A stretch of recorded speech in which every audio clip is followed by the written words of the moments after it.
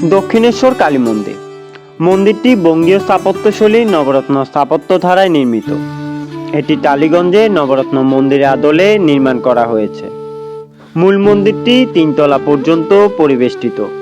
ওপরের 2টি তলায় এর 9টি চূড়া রয়েছে।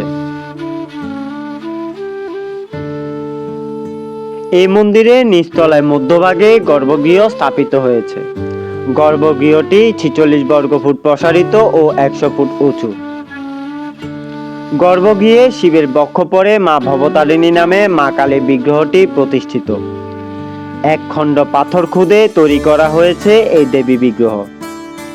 এই বিগ্রহদ্বয় একটি রূপোর সহস্রদল পদ্মের উপর স্থাপন করা হয়েছে।